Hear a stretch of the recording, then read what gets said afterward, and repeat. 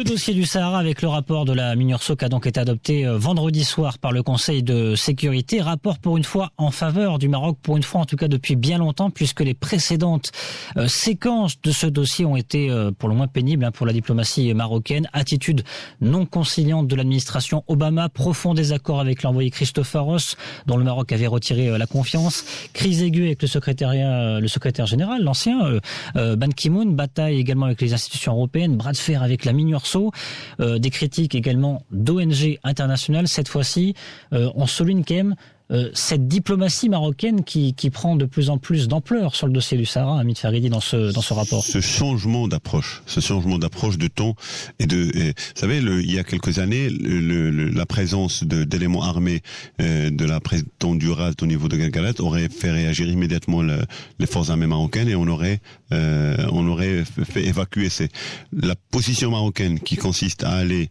s'occuper, siéger dans les instances africaines, faire un vrai lobbying dans les pays africains, aller taper à la porte de nos plus pires adversaires au niveau international en Amérique latine pour expliquer, présenter et puis se montrer une grande retenue par rapport à des actions sur le terrain qui, on sait qui les mène, on sait qui les pousse et qui les réfléchissent, ça finira par payer. Je pense que le Maroc... Ça finit par payer parce que retrait du Polisario vendredi, quelques heures avant le vote du Conseil de sécurité. Premièrement, retrait du Polisario, le rapport qui est en faveur du Maroc, et troisièmement, cette posture marocaine qui ne savait pas, qui ne faiblit pas, qui n'est pas touché par ces affaires. Vous savez, le Maroc qui parle de paix, de solutions durables dans la région, ne peut pas céder à la provocation. Et c'est ce que je me suis évertué à expliquer à plein de gens.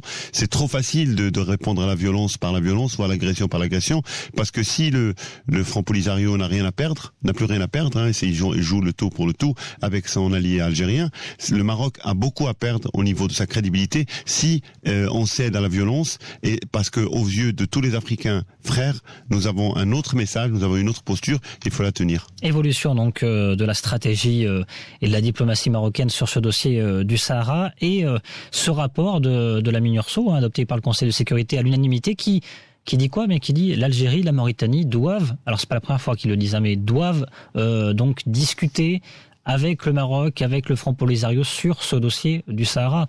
Saladin Amira, ça c'est un point également qui va résonner de plus en plus dans les oreilles d'Alger dans les prochains mois. Exactement, donc on sent justement l'effet de l'offensive marocaine et de ce changement justement de paradigme en termes d'action diplomatique, qui est aussi donc et principalement le retour donc aux différentes instances et aussi donc la création de liens ou le renouvellement de liens avec des pays donc qui étaient censés être ennemis. Cuba par exemple.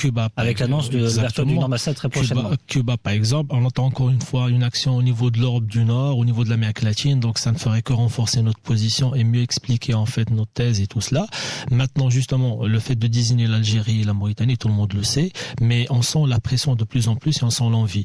Moi, ce changement justement de paradigme au niveau international, je le mettrai aussi donc en perspective avec le dernier discours de Sa Majesté de la Marche Verte, où il faudrait aussi accélérer les actions en interne. Donc le fameux plan des 70 milliards de dirhams, il faut lui donner vie, la fin de la rente, etc. Et donc le modèle économique, l'ancien modèle économique qui privilégie certaines familles au détriment justement de la population locale et qui lui nourrit en fait les séparatistes de l'interne, etc. Donc aller dans plus d'équilibre, accélérer les investissements, créer de la richesse. Et accélérer la régionalisation. La régionalisation avancée, voilà, et donc ça permettrait à la fois de couper justement l'herbe sous les pieds donc de nos adversaires au niveau international et aussi faire en sorte qu'il y aura plus de raison de vivre à Tiendou parce qu'on va voir que il y a de l'emploi, il y a de la richesse de l'autre côté et donc il y a des droits de l'homme, il y a énormément de choses et donc je pense en combinant les deux actions, c'est-à-dire il faut pas oublier l'action interne aussi à côté de l'action externe, en combinant les deux actions, je pense que c'est plus la deuxième qui permettrait de régler définitivement le conflit. Voilà. Régionalisation, on rappelle que 5 régions sur 12 pour l'instant ont présenté leur plan de développement régional, donc il va falloir avancer,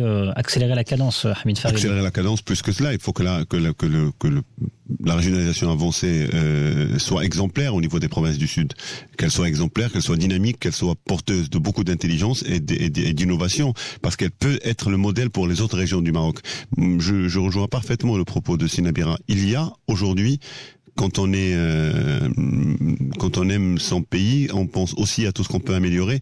Il y a la diplomatie, il y a la politique, mais il y a aussi ce qui fait vibrer l'humain, à savoir l'économie, à savoir l'amélioration de ses conditions de vie. Et je pense que dans les régions du Sud, l'action publique à travers l'État a été décisive. Elle a changé le visage de cette région. Maintenant, il faut quand même créer un deuxième élan économique extrêmement fort qui fera que beaucoup de jeunes des régions du Sud s'impliqueront davantage dans la vie économique et dans la vie sociale et politique de la région, donneront vie à la notion même de régionalisation, mais pas seulement cela, que des jeunes de tout le Maroc, de Tanger à Agadir en passant par Marrakech et en allant au Oujda, iront investir et s'investir dans ces régions, parce qu'on l'oublie encore une fois, la marche verte, l'esprit de la marche verte doit être ressuscité, doit être renouvelé. Aujourd'hui, c'est le moment idéal, puisque nous sommes en train de réussir un challenge économique et diplomatique. Il faut que cette région reconnaisse un autre mouvement économique qui donne envie aux jeunes de tout le Maroc de se dire, tiens, dans le Sahara marocain, j'ai peut-être l'espoir d'un avenir meilleur, comme nos grands-parents l'ont vécu. Messieurs, il va y avoir un nouvel émissaire également dans les prochaines semaines, Horst Roller, ancien président allemand, qui doit remplacer Christopher Ross. L'information n'a pas été démentie, elle n'a pas été confirmée encore pour l'instant par l'ONU, mais en tout cas c'est plutôt une bonne nouvelle pour le Maroc, un Européen de retour aux manettes de ce dossier du Sahara, qui va donc jouer le rôle de relance des négociations, et cette fois-ci négociations directes, Saladin Nabira. Exactement, donc ils se sont arrêtés depuis longtemps, mais là aussi il faut qu'il ait envie d'avancer, parce que relancer les négociations, parce qu'en fait il faut voir que le Polisario est de plus en plus au fond du gouffre, donc en fait quelque part le conflit l'arrange plus que la solution du conflit, donc parce que c'est ce qui fait qu'il tient en fait en otage toute une population, et ce qui fait nourrir ces thèses en fait de victimisation, qui permet de drainer des fonds qui sont en fait là aussi donc utilisés mais pas du tout à bon escient. Donc en fait est-ce qu'ils aient envie, c'est pour ça moi je parle plus que la solution du conflit viendra de l'interne plus que de l'externe. Ça veut dire qu'en améliorant les conditions de vie en interne, en rompant avec l'économie de rente, en n'assimilant pas le Sahara marocain à quelques familles, mais plutôt à toute la population, à toute la jeunesse, à la fois du nord et du sud, donc pas forcément ceux du sud, parce qu'il y a plein de potentialités économiques, touristiques, agricoles et tout cela, donc ailleurs.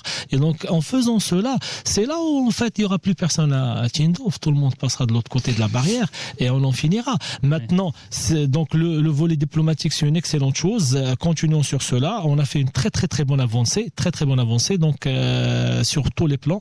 Il faudrait encore justement que cette action diplomatique rayonne aussi sur certains terrains qui ne sont pas encore acquis. Donc je cite l'Amérique latine, je cite l'Europe du Nord et tout cela.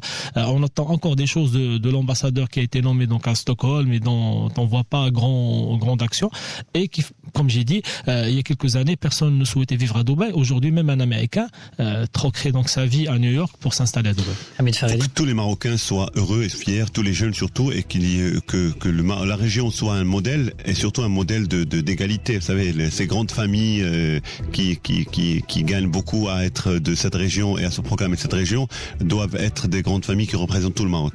Une dernière question qui vient de Ali sur la page Facebook Les Décodeurs Atlantiques. Pourquoi ne pas rendre public le projet d'autonomie des provinces du Sud? Est-ce que c'est dangereux de le rendre public, ou est-ce que ça pourrait être justement un pion avancé par la diplomatie marocaine sur le dossier du Sahara? Parce que c'est un plan qui est encore en devenir et qu'il dépendra énormément des négociations qui vont avoir lieu. Ce n'est pas un plan figé, c'est pas un plan. Le Maroc pourra changer plusieurs paramètres dans ce plan.